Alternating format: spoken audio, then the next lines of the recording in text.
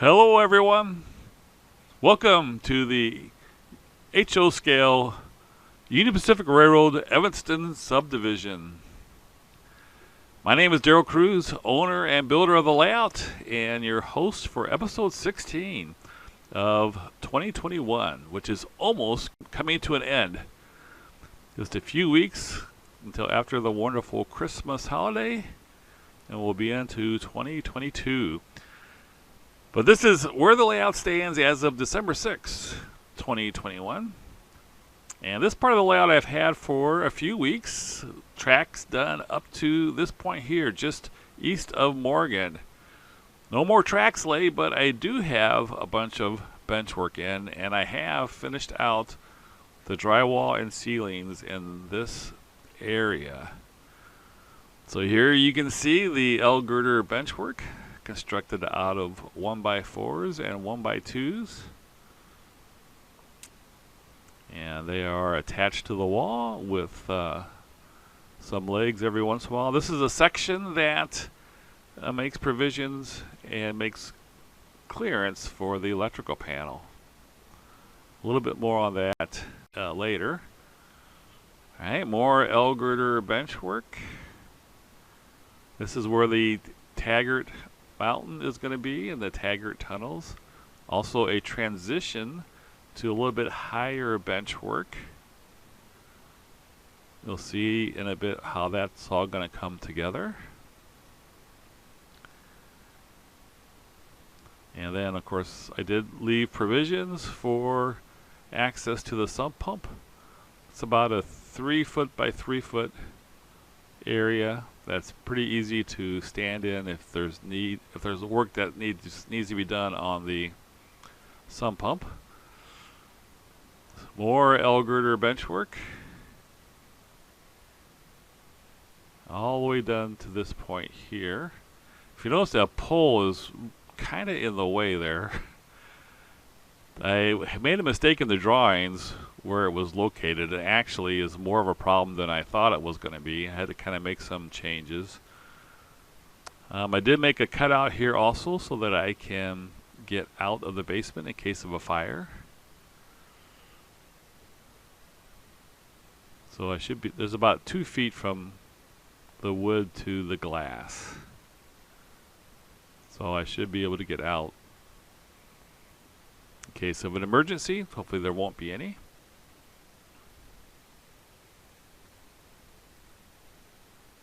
So looking pretty good.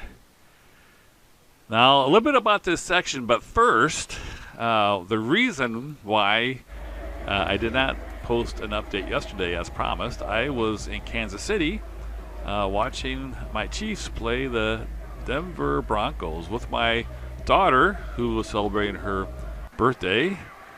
So I took her to a game and actually got some pretty cool footage of a touchdown, and we had a great time. Chiefs won 22-9, so had a great time. Back to the section though. So what I did, this is pretty ingenious. Instead of it folding out, it basically is going to fold down. There's a piano hinge there between the section and the wood that's attached to the framing. So it'll fold down, which will allow the door to open, and you can even remove the front of the panel completely if you needed to add breakers or remove breakers or do whatever maintenance you needed to do. So I think that's going to work out pretty good. It's clear right now, but when you put on risers and scenery and so forth, it will block the electrical panel. Nice and solid. So when I fold it down, it will completely allow clearance for opening the electrical panel and doing any kind of maintenance. All right, now I put in the 1x3 and 1x4 risers. 1x3s up to this point. Multiple risers joists on this section so that there was a good amount of support where the road bed is going to need to be cut. And as you can see, at this point I transitioned to 1x4. This is a steady incline from west to east. And so I went from 1x3s to 1x4s here, and then we transitioned to higher L girder bench work, and so I went back to the 1x3s. So as the layout goes eastward towards Evanston, it's going to continually get higher. So I'm kind of raising up the bench work as we go along. Now, of course, the roadbed will be attached to the risers, to the joist with risers. So there will be a very smooth flow for the track bed as the bench work makes transitions. Now, the lower level here will only go to the end of the back of the joist there. So the whole section is going to extend out from the wall about a foot. That way the upper level, hey, what a good looking guy in the window. The upper level will kind of will not overhang the bottom level. All right, here's a demonstration of actually crawling under the layout and making it out the window. Let me out. So I think that should work pretty good. I think for the upper level, I'm just going to build it so I can just rip it out if there's an emergency and then still be able to get out. All right, that's going to be wholesome cement. Devil's Slide is going to be right there on that corner. And then this is going to be the Taggart Mountain and Taggart Tunnels. So the Weber River is going to go under the tracks right here. At this point, there'll be a open girder bridge there. And then it's going to go actually right here in front of the Taggart Mountain. And then it's going to go back and go under the tracks again here through two through truss bridges. Now, I'm not going to put the bench work in for that yet right now because I'm going to need to be able to reach the back of the layout here. And I just can barely get to the back here now so that I can do this scenery. So I'm leaving out the Weber River going in front of the mountain for now. Once I get the scenery done and I get the upper level in there, then I'll lastly we'll put the Weber River in front of the mountain. With the joist all in place, it's time to actually cut out roadbed according to the track plan. And I have my trusty plywood compass here that is screwed in at one end into the center. I did a lot of careful calculating and measuring to make sure the center is in the correct location.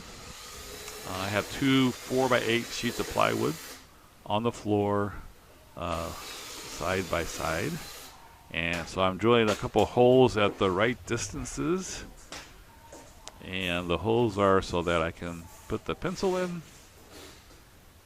and then draw the curves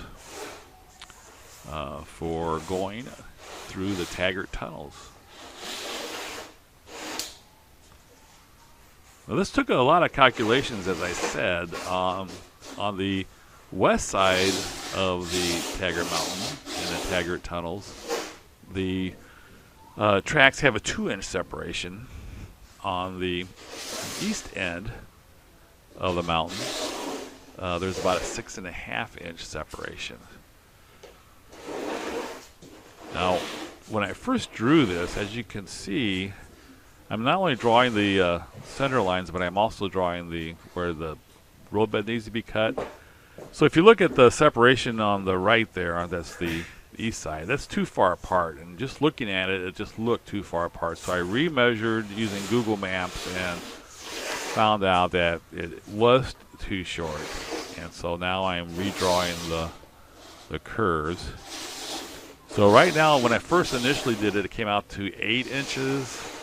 But then actually looking at the satellite photographs and measuring, it should have been closer to 6.5 inches. So I redrew them to the correct separation. So here, I just laid the roadbed for now on the joists, or they will have to be attached to risers as they make the continual 1% climb.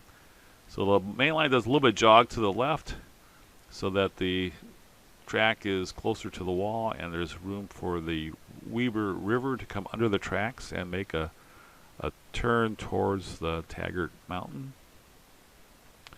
And it'll go right there in front of the mountains, and then we'll go under the tracks here. So that should be a pretty cool and hopefully very recognizable part of the layout. It's a pretty famous part of the Evanston sub, so I'm hoping that people will be able to easily recognize this as the Taggart Tunnels. This would be Devil's Slide right here. There will be a little bit of overhang here as it goes around the corner and inside of the pipe.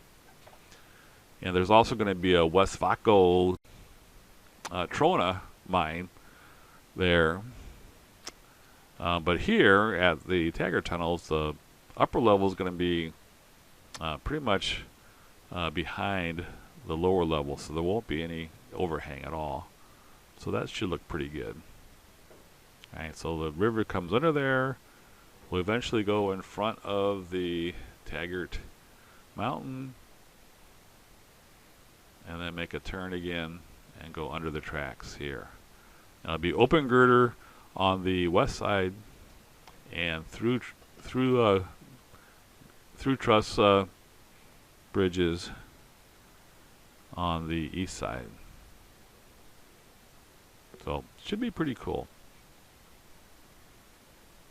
This is where the Wholesome cement's going to go, and then on the upper level will be the West Vaco Trona mines.